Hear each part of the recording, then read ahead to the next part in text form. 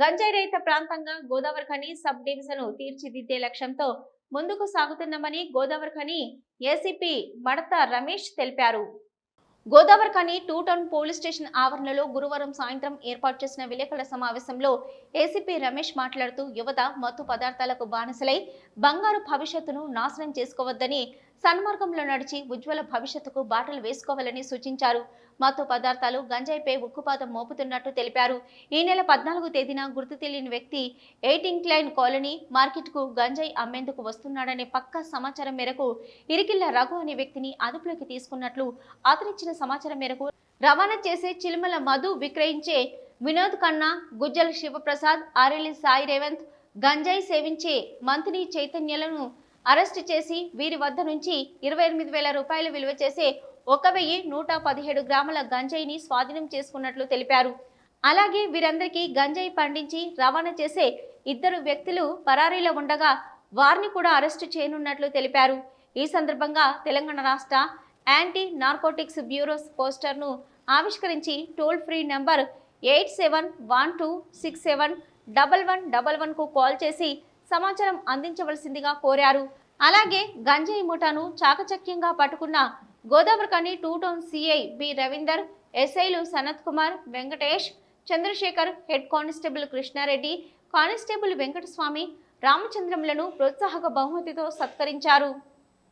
ఈ నెల 1వ తారీఖు నాడు మీకు తెలుసు, ఈ నెల 1వ తారీఖు నాడు మనం ఇక్కడ గోదావరిఖని 2 టౌన్ పరిధి లోపల ఒక గంజాయి కేసు నమోదు చేసి నిందితులను అరెస్ట్ చేయడం జరిగింది.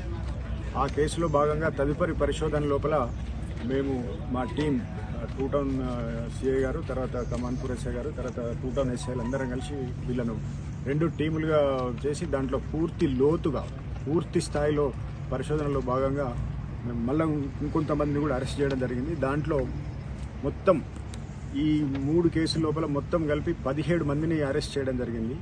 ఈ 17 మంది లోపల 9 మంది ఇక్కడ వివిధ ప్రాంతాల లోపల గంజాయి అమ్మకం చేసేవాళ్ళు 9 మందిని అరెస్ట్ చేయడం జరిగింది. ఇంకొక 2 ముఖ్యమైన వ్యక్తులు 2 గంజాయి తీసుకొచ్చి అంటే బయట ప్రాంతాల నుంచి తీసుకొచ్చి ఇక్కడ అమ్మే వాళ్ళని ఒక 2ని అరెస్ట్ చేయడం జరిగింది. అదేవిధంగా ఒక వ్యక్తి గంజాయి ఆదిలాబాద్ జిల్లాలో గంజాయి పండించే వ్యక్తిని కూడా అరెస్ట్ చేయడం జరిగింది. ఇది చాలా ముఖ్యమైన ఇన్ఫర్మేషన్.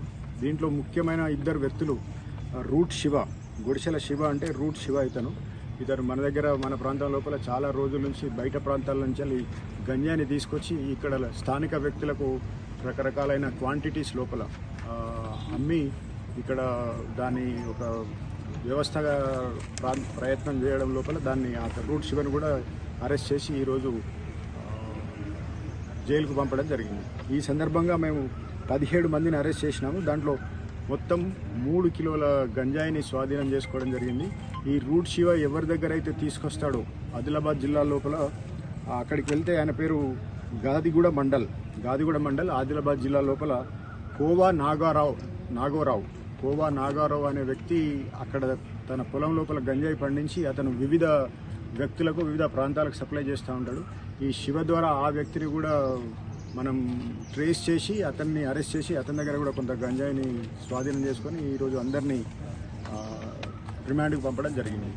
ఈ సందర్భంగా ఈ గంజాయి పండించే వ్యక్తుల మీద మేము చాలా చట్ట ప్రకారం చాలా కఠినమైన చర్యలు తీసుకోబోతూ ఉన్నాం.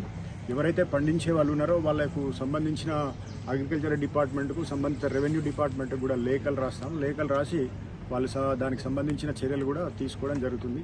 అదేవిధంగా ఎవరెవరైతే ఇక్కడ ఉన్నారో ఇంకా ఇది ఇంతటితో ఆగిపోదు, దీన్ని ఇదే స్థాయిలో కంటిన్యూ చేసి గోదావరిఖనిని గంజాయి లేని ప్రాంతంగా చేసే ప్రయత్నం తప్పకుండా చేస్తాం.